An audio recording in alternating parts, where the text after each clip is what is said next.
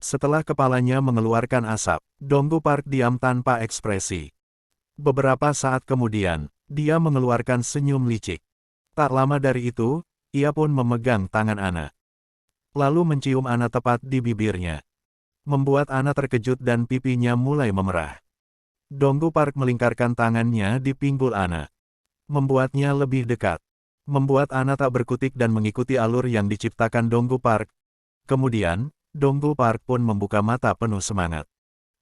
Karena ia merasa seperti itulah menjadi seorang lelaki. Namun, Ana menghentikan semuanya. Ana terlihat kesal atas apa yang telah dilakukan Donggu Park padanya. Donggu Park pun mencoba menggenggam tangan Ana. Namun, Ana menepisnya dengan cepat sambil memberikan tatapan tajam pada Donggu Park. 2 detik kemudian, Ana mengeluarkan jurus bela diri yang membuat Donggu Park terlempar ke dinding.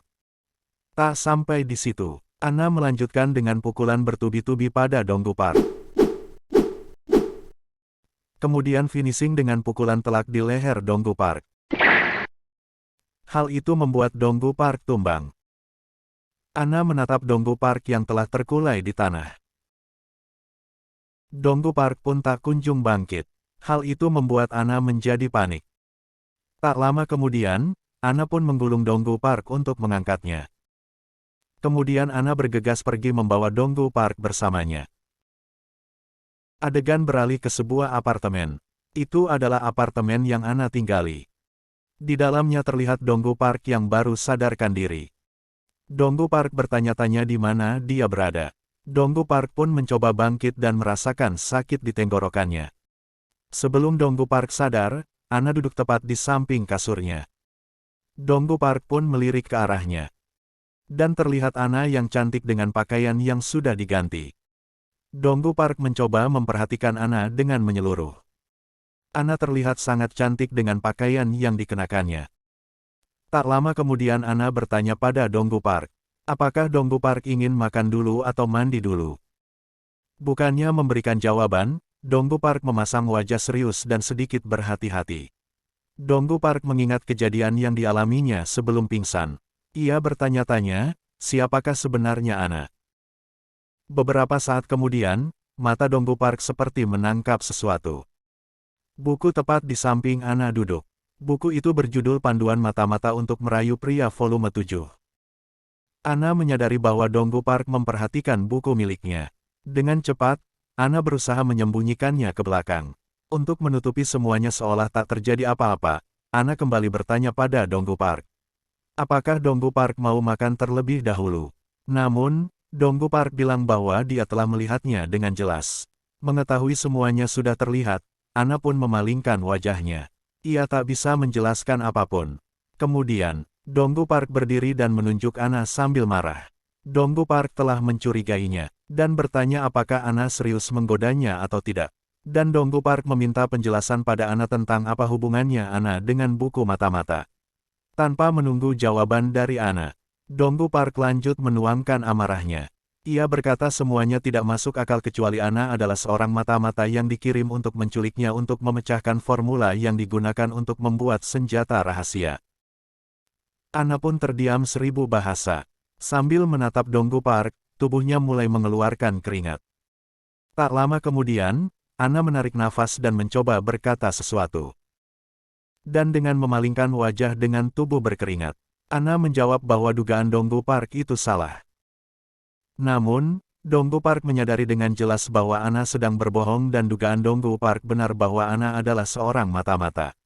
Tak lama setelahnya, Donggu Park berdiri dan dengan terburu-buru mencari teleponnya untuk segera menghubungi polisi. Di bawah, Ana terlihat terkejut. Dengan sigap, Ana melompat ke arah Donggu Park. Donggu Park semakin panik karena tidak bisa mengimbangi kecepatan Ana. Di saat yang bersamaan, sebuah senjata yang dapat melengkung mengarah padanya. Namun, Donggu Park selamat berkat Ana yang ternyata menerjangnya untuk menyelamatkan Donggu Park. Dan senjata itu menghujam ke dinding tanpa melukai siapapun. Masih dalam kondisi panik, Donggu Park mencoba menatap Ana. Ana yang seorang mata-mata terlatih menyadari keberadaan orang lain dan mengeluarkan pisau dari tempat rahasianya. Pisau itu melaju dengan kuat dan sangat cepat. Dengan sekejap, Pisau itu menancap di tirai jendela. Donggu Park menatap ke arah tertancapnya pisau dengan tatapan bertanya-tanya apa yang terjadi. Sedangkan di sebelahnya, Ana masih di posisi siaga. Tak lama kemudian, dari balik tirai jendela muncul sebuah bayangan yang diiringi suara tawa. Lalu terlihatlah seorang wanita seperti ninja. Ia berkata bahwa ternyata Korea Utara juga menargetkan Donggu Park. Namun sebelum itu terjadi, ia berniat untuk membawa Donggu Park lebih dulu dengan cara memotong tangan dan kaki Donggu Park. Di sisi lain, Donggu Park terkejut dengan dua hal. Pertama, wanita itu ingin memotong tangan dan kakinya. Kedua, wanita itu memiliki payudara yang besar. Kemudian, wanita ninja itu menekan tombol di senjatanya, membuat senjata itu tertarik kembali, meninggalkan Ana yang masih siaga dengan tatapan tajamnya. Sebelum wanita ninja menyerang kembali, ia berkata untuk menyerahkan Donggu Park padanya. Sesaat kemudian, wanita ninja mengeluarkan tatapan tajam yang kemudian dibalas tatapan tajam oleh Ana. Lalu wanita ninja menutup mata sambil menghela nafas. Ia menyadari bahwa orang-orang seperti dia dan Ana tidak akan bernegosiasi menggunakan kata-kata. Wanita ninja pun bersiap sambil membanggakan senjata miliknya. Ia berkata bahwa dengan senjata miliknya, ia dapat dengan mudah akan memenangkan pertempuran dan membawa Donggu Park pergi bersamanya. Wanita ninja pun memulai serangan. Pertempuran epik pun dimulai. Akan tetapi, Ana dengan cepat menembakkan pistol miliknya, membuat wanita ninja teriak dan mengeluarkan sedikit air mata karena tidak menyadari bahwa Ana memiliki pistol. Ana melangkah mendekati wanita ninja yang sudah duduk gemetar di lantai. Kemudian, Ana menembakkan beberapa tembakan ke punggung wanita ninja yang membuatnya meringis kesakitan. Wanita ninja pun berniat pergi melalui jendela.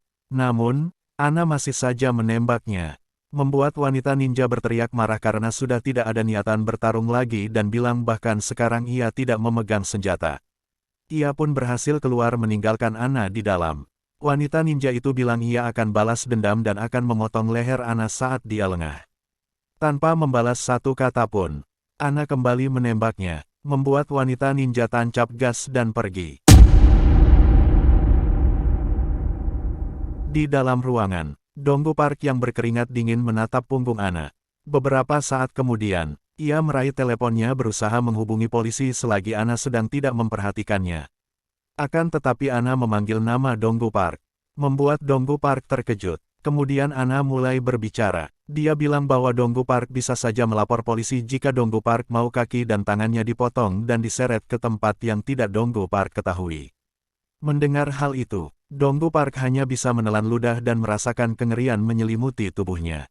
Kemudian Ana bilang pada Donggu Park bahwa ia akan tetap di sini dan melindungi Donggu Park. Namun, Ana mengatakannya dengan tatapan menyeramkan dan aura intimidasi. Sontak, Donggu Park pun semakin ketakutan dan mengeluarkan keringat di wajahnya. Saat itu, Donggu Park kebingungan, apakah ia harus senang karena bisa melihat keindahan Ana? Atau justru takut karena aura intimidasi yang dikeluarkan Ana. Adegan beralih menampilkan video kenangan masa kecil Donggu Park yang sedang mengerjakan soal matematika yang bahkan tidak bisa diselesaikan oleh seorang profesor. Namun, di layar, tubuh Donggu Park kecil menutupi sebagian papan tulis yang berisi rumus matematika itu. Dari situ, Donggu Park menyadari bahwa yang Ana dan wanita ninja itu cari adalah kelengkapan rumus yang ada dalam video. Donggu Park menjelaskan pada Ana bahwa dirinya yang sekarang sudah tidak berguna, karena ia telah lupa semua rumus. Akan tetapi, Ana menjawab bahwa itu tidak masalah. Ia akan tetap merayu Donggu Park sampai Donggu Park mau dibawa ke Korea Utara.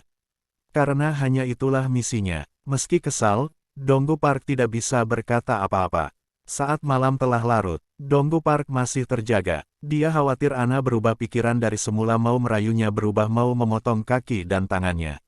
Yang terlintas di pikirannya hanya untuk melaporkan pada polisi. Dan berharap pemerintah melindungi dirinya dari ancaman. Sesaat kemudian, ia melirik pada Ana. Berusaha memastikan bahwa Ana yang berbaring di lantai telah terlelap. Setelah itu, Donggu Park berusaha mengambil teleponnya untuk menghubungi polisi. Namun, tiba-tiba teleponnya hancur sekejap dihantam peluru. Di samping Donggu Park, Ana telah memegang pistol miliknya.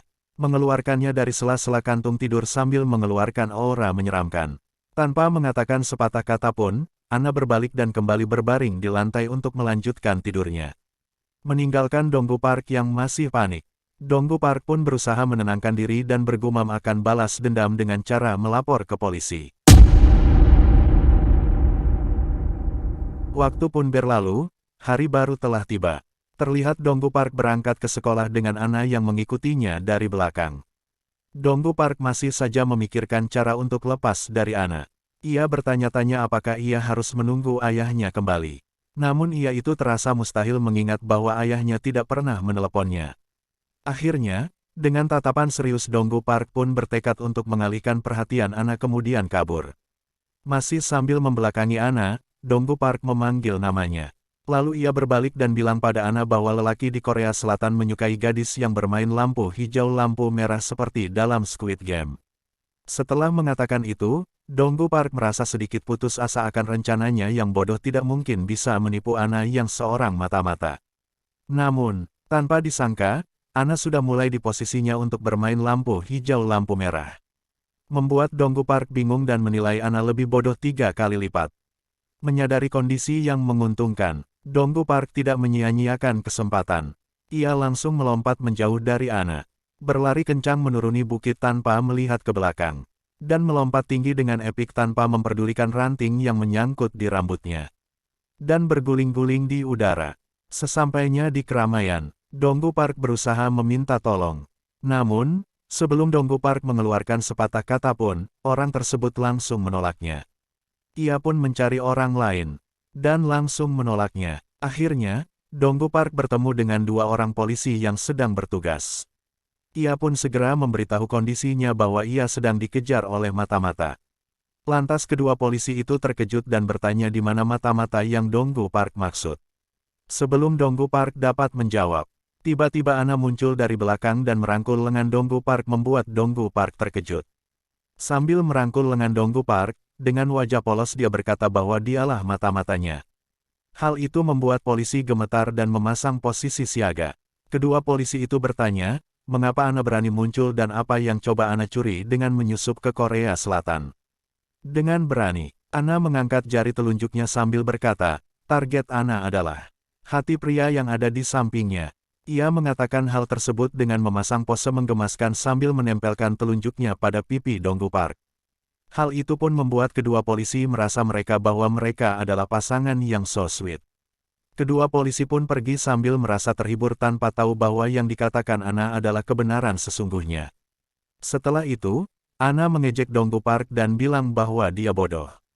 Ana bilang bahwa tidak akan ada orang yang percaya jika seorang gadis SMA adalah seorang mata-mata yang menyamar. Hal itu membuat Donggu Park tampak kesal. Adegan pun beralih ke sekolah. Di depan gerbang masuk, terdapat 2 gadis yang merupakan teman Sukhi. Mereka bilang bahwa Sukhi masih menolak masuk sekolah karena trauma pada kekuatan mata milik Ana. Mereka pun bertekad balas dendam untuk itu. Namun, tanpa berkata sepatah kata pun, Ana mengeluarkan aura menyeramkan sambil menatap mereka dengan saringan. Hal itu sontak membuat keduanya roboh dan pingsan. Demikian juga Donggu Park yang merasa ketakutan dengan Ana yang menyeramkan. Namun Ana hanya memasang wajah datar seolah tidak pernah terjadi apa-apa. Adegan beralih ke kelas. Terlihat, Donggu Park merasa frustasi karena tidak tahu bagaimana cara mengalahkan Ana yang sudah seperti seekor monster baginya. Di sebelahnya, Ana hanya diam memperhatikan Donggu Park. Tak lama kemudian, alat komunikasi mata-mata milik Ana bergetar. Ia pun bergegas memasangnya layaknya seperti anting. Dari sana, terdengar atasan yang meminta Ana melapor tentang misinya. Ana menjawab bahwa ia telah tidur dengan targetnya tadi malam. Mendengar hal itu, kedua atasan Ana di kantor terkejut dan tersipu. Lalu para atasan bertanya, apakah Donggu Park mengeluarkan air liur di seluruh tubuh Ana? Ana pun menjawab, hal itu tidak pernah terjadi. Yang terjadi justru Donggu Park semakin membenci Ana dan menjadi lebih sulit untuk ditangani. Mendengar hal itu, para atasan di kantor bertanya-tanya sambil merasa kecewa bahwa mereka salah paham sebelumnya tentang kata-kata Ana yang tidur dengan targetnya. Mereka pun bertanya untuk memastikan bahwa Ana telah tidur satu kasur dengan Donggu Park dan melakukan sesuatu bersamanya. Ana pun menjawab bahwa Donggu Park tidur di kasur dan Ana tidur di lantai. Di markas, sang atasan sedikit marah pada Ana. Seharusnya Ana bilang dari awal agar tidak terjadi salah paham. Kemudian ia bilang pada Ana bahwa mulai sekarang, Ana harus mengikuti perintahnya. Lalu sang atasan menyuruh Ana untuk membuka buku panduan mata-mata untuk merayu pria chapter 3-7. Adegan kembali ke kelas, menampilkan Ana yang tiba-tiba bangkit dari tempat duduknya sambil menatap Donggu Park. Membuat Donggu Park sedikit terkejut dan memperhatikannya. Masih di tempat duduknya, Donggu Park bertanya, apa yang ingin dilakukan Ana. Namun, tanpa basa-basi, Ana mendekatkan dirinya pada Donggu Park. Kemudian duduk tepat di pangkuan Donggu Park.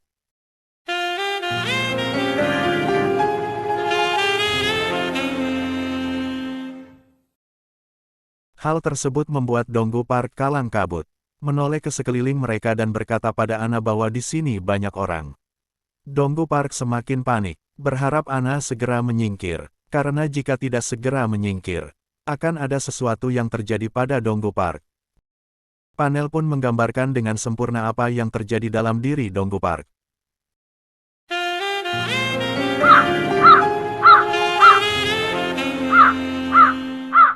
Sebelum sang jerapah bangkit, Donggu Park memaksa dirinya bangkit dari tempat duduknya. Hal itu, sontak membuat Ana hampir terlempar ke depan. Ana pun segera berpegangan pada meja di depannya. Namun hal itu tetap akan membuatnya tersungkur. Donggu Park pun panik dan dengan segera berusaha mencegah hal itu terjadi dengan memegang pinggul Ana. Ia pun merasa lega karena tidak ada yang terluka. 2 detik kemudian, Donggu Park melirik ke sebelahnya, melihat siswa-siswa lain sedang menatapnya dengan tatapan merendahkan Donggu Park. Donggu Park pun mulai menyadari apa yang terjadi. Salah satu dari mereka berteriak mencaci Donggu Park. Menyangka Donggu Park akan menusuk Ana dengan posisi yang sempurna seperti itu.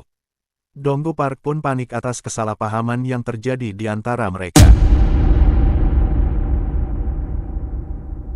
Kemudian, panel menampilkan masa lalu Ana. Tampak, seorang pria menyeramkan yang merupakan pelatih Ana. Lalu, di sana ada anak kecil yang memegang senjata. Ia berhadapan dengan pria bertubuh besar dan kekar. Tak lama, dengan tatapan serius, Ana memasang kuda-kuda bersiap untuk menyerang. Ia pun menerjang dengan cepat ke arah pria di depannya. Terlihat wajah sang pria begitu bersemangat dalam pertarungan. Ia mengayunkan senjatanya ke arah Ana yang sedang menerjang. Akan tetapi, Ana dapat menghindarinya dengan cepat. Kemudian terus menerjang ke arah pria yang sekarang pertahanannya telah terbuka. Sang pria yang tadinya bersemangat pun terlihat terkejut. Kemudian, Ana mendarat dengan sempurna di belakang pria setelah memberikan beberapa sayatan. 2 detik kemudian, pakaian sang pria terlepas dari tempatnya. Itu semua disebabkan oleh serangan Ana yang akurat dan presisi. Kembali ke masa sekarang, Ana, yang seorang terlatih untuk bertarung malah menjalankan misi merebut hati pria. Ia menatap ke arah depan, melihat Donggu Park sedang dihajar teman-temannya. Ana tak tahu harus berbuat apa, dan dia menunggu perintah dari markas. Sedangkan, di markas, kedua atasan sedang berdebat tentang bagaimana cara terbaik tindakan Ana dalam situasi seperti itu. Tak kunjung mendapat perintah pasti. Ana pun melepaskan alat komunikasinya. Dan merasa kecewa karena setiap kali Ana membutuhkan perintah, para atasan selalu tidak bisa diandalkan. Sesuai SOP, jika rantai komando putus, ia berhak melakukan misi sesuai kehendaknya. Kemudian Ana menatap Donggu Park yang masih dihajar. Ia pun merasa harus membantu Donggu Park. Lalu, dengan tatapan tajam, ia menatap orang-orang yang sedang asyik menghajar Donggu Park. Melihat hal itu, Ana merasakan amarah dalam dirinya bangkit. Kemudian, ia mengangkat tangannya ke udara. Dan Ana menghancurkan meja dengan sekali hantaman. Membuat para pembuli mematung ketakutan. Begitu juga dengan Donggu Park yang tersentak. Lalu, Ana bertanya pada mereka, apakah mereka menghajar Donggu Park karena kesalahan Donggu Park? Atau mereka menghajarnya hanya karena untuk bersenang-senang? Mendengar hal itu, mereka tidak bisa menjawab dan hanya mengeluarkan keringat di wajah mereka. Kemudian Ana melanjutkan berbicara, bahwa sebelumnya adalah kesalahannya karena duduk di pangkuan Donggu Park. Dan semua salah paham telah Ana dan Donggu Park atasi. Kemudian Ana pun memerintah mereka untuk kembali belajar. Mereka hanya bisa menuruti perkataan Ana sambil ketakutan. Sedangkan, Donggu Park mulai bangkit dengan wajah lelah dan sedikit tersipu melihat betapa kerennya Ana yang telah menyelamatkan dirinya. Waktu pun berlalu. Saat jam istirahat, Donggu Park terlihat duduk bersama Ana. Dia mempertanyakan tindakan Ana sebelumnya. Mengapa Ana bertindak seolah dia seorang kesatria? Padahal Ana adalah mata-mata. Di mata Donggu Park itu adalah orang jahat yang lebih buruk. Namun, di sebelahnya, Ana hanya memasang wajah datar. Kemudian Ana menjawab bahwa dia hanya mengikuti perintah. Di sebelahnya, ganti Donggu Park yang memasang wajah datar sambil terus makan. Setelah itu terjadi keheningan beberapa saat di antara mereka. Lalu, tiba-tiba Ana bilang bahwa ia akan merayu Donggu Park untuk kemudian dibawa ke Korea Utara. Hal itu membuat Donggu Park sedikit kesal dan menyuruh setidaknya Ana menyembunyikan niatnya. Akan tetapi Ana tidak mendengarkan Donggu Park dan lanjut berbicara. Membuat Donggu Park yang di sebelahnya mencoba memperhatikan. Kemudian Ana bilang bahwa Ana tidak rela melihat Donggu Park dibully dan Ana bertekad melindungi Donggu Park dari siapapun setiap hari. Mendengar hal itu, Donggu Park tersipu dan wajahnya memerah. Dia merasakan getaran di dadanya. Ia mencoba menenangkan diri dan menyadarkan diri jangan sampai tertipu. Karena, meski terlihat cantik dan baik, orang di sebelahnya tetaplah seorang mata-mata yang akan membawanya pergi. Saat berjalan menuju kelas, Donggu Park masih memegang dadanya untuk menenangkan diri. Sedangkan Ana hanya mengikutinya dari belakang dengan wajah datar. Di tengah perjalanan, Donggu Park tidak sengaja mendengar orang-orang sedang bergosip tentang mereka. Tentang Donggu Park yang memiliki kaki tangan yang kuat yaitu Ana.